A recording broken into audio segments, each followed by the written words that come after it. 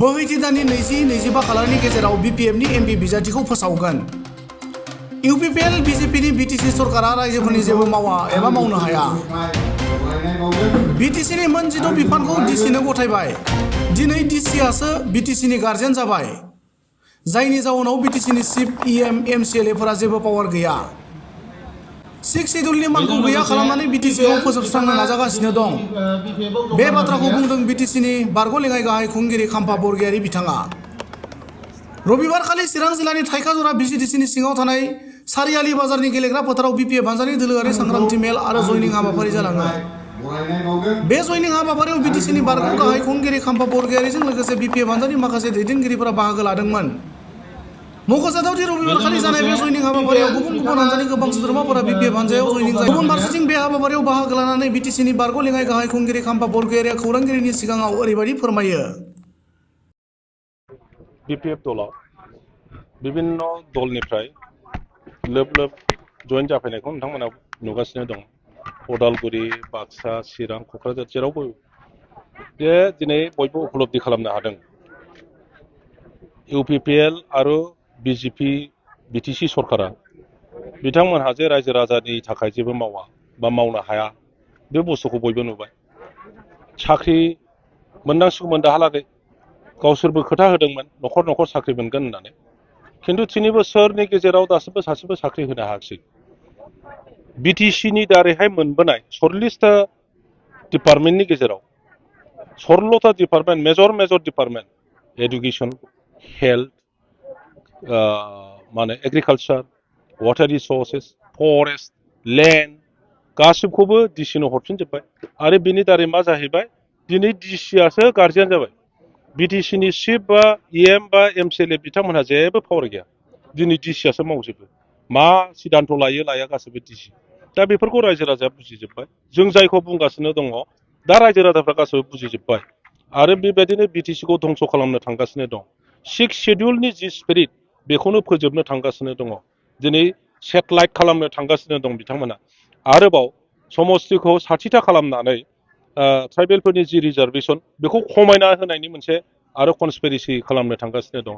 दा बेफोरखौ बुजिजोबनानै बयबो खौसे जानानै BPFखौनो समर्थन खालामनो होननानै दिनै आगोलबोगासिनो दं। फैगौ MP इलेक्सनाव BPF दोलोआनो देरहागोन। UPPनो रावबो भट होआ। सार EM रन्जित बसुमतारी बिथाङा BPF हान्जायाव खावनै जाबाय होनना बुंदों सार मा बुंदों?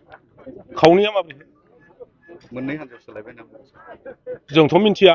BPFनि दैदेनगिरिफ्रा रावबो मिथिया जे खावनै जाबाय। बिथांमोना सोरखौबा लानानै जुदि खावसे खालामनो नागिरदोंब्लाथ' मोजां। दिनै जुदि जोंसो बुंनांगोन UPPLनिफ्राय हाजार मानसिया दाहालागै BPFआव जयेन जाफैबाय। माने UPPL दलआ थागोन ना दा बे प्रश्नबोधक जाबाय। 17 बोसोराव नोंथांमोना मोनसेबो स्किम मावाखै होनना बुंदों राजु कुमार UPPLनि नेता। बेथ' जुदि मोनसेबो स्किम मावाखैब्ला बेखौथ' जाम्बा होननाय जागोन। BTC दादों, जोङो इन्टारिम काउन्सिल दादों, जों जनानै थायाखै। मोनब्रै जिल्ला जों बानायदों ना बानायाखै? जिल्ला दंमोन नामा जोंनाव?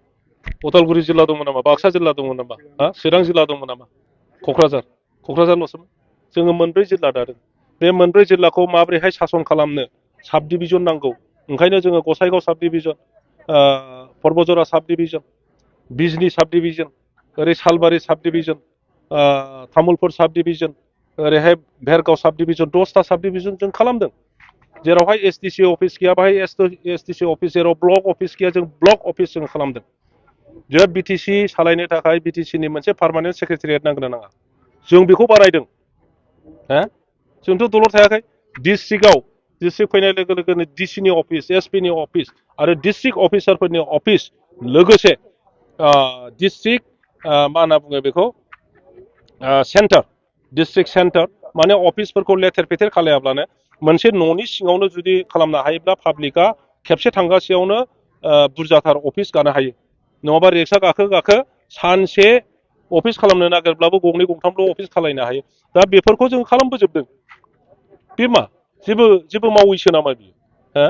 जोङो बे समावहाय जोङो इउनिभारसिटि बानायबाय, जोङो ससाइटि बानायबाय, बिसिनि फिसाफ्राबो बेहायनोथ' फरायगासिनो दङ। जोङो इन्जिनियारिं कलेज बानायबाय। जोंनाव गंसे कलेज दंमोन प्रभिन्सियेलाइज, जोंनि दिनाव गंसे खालामखो। बिथांमोनहा हिसाब खालामदों गंसे हाइ स्कुल दंमोन, जों गंसे प्रभिन्सियेलाइज खालामखो। गंसे एमइ स्कुल प्रभिन्सियेलाइज खालामखो गंसे एलपि स्कुल प्रभिन्सियेलाइज खालामखो बिथांमोनहा हिसाब खालामथों माब्रै जेबो मावाखै जाखो बिपिएफआलाय हा दिनैनि जिथु हाबाफारियाव गोबांथार जयनिं जानांगौ गोनां दंमोन होननानै मिथिनो मोनदों नाथाय बिथांमोननि हान्जाया बे जयनिं जानांगौ गोनां माखासे डिस्टार्ब खालामदों होननानै खोनानो मोनदों नंगौ नामा सार? जोंबोथ' खोनादों नुदों दाख्लैनिफ्राय बिथांमोना खर' गाज्रि जादोंनो जे जोंथ' अर्गानाइज खालामाखै गावसिनि जायफ्रा इउपिपिएलनि मावथि बिथांमोना बिसोरखौ गाज्रि मोननानै ज' गावसिनि गेजेरावनो रायलायलायदों ज' जालायदों दे बिपिएफआव हाबनोसै होननानै बुंफैदों आरो दिनैनि डेटखौ फिक्स खालामनानै बे प्रग्रामखौ खालामनाय जादों बेखौ मिन्थिनानै बिसोरो मा खालामदोंनो ज' गारि लानानै गामि हाबदों आरो दिनै खुंग्रिङाव माने ओंखाम जाहोलायनानै बाहाय फैनो नागिरनाय मानसिफोरखौ हमथादों कयेकथा गामियाव थांनानै बुंदोंनो जोंखौ मानो गाज्रि मोनखो बिथांमोनहा बुंदों जे नोंसोरथ' गोदो बुंदोंमोन इलेक्सननि आगोल नैबे कालभार्टखौ गभर्नमेन्ट जाब्लानो खालामगोन दा 3 बोसोर जाबाय बोरो कालभार्टआ जोंखौ नोंसोरो गाज्रिसो रायग्रा जाबाय नोंनाव थाङोमोन नोंनाव थाङोब्ला खामानि लानानै जोंखौ गाज्रिसो रायहरो जों नोंसोरजों गैला होनना बुंदों दा बेखाय बे कालभार्टनि थाखायनो गाज्रि मोनदोंबा जोङो बानायनोसै बे कालभार्टखौ होननानै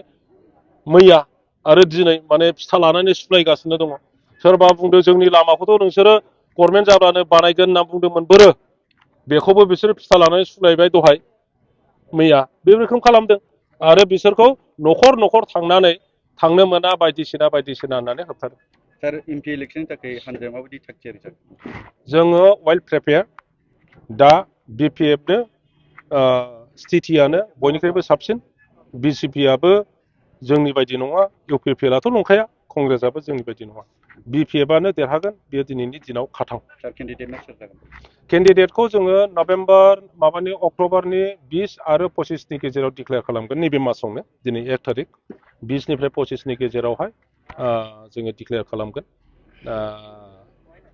होमबा मिथिगोन आरो पार्टिनि मानसिफ्रा आंनि नामखौनो लादों गतिके आंनि अनगायैबो सोरबा केन्डिडेट टिकेट बिग्राबो थानो हागौ जोङो रायज्लायलायनानै बेखौ फाइनाल खालामगोन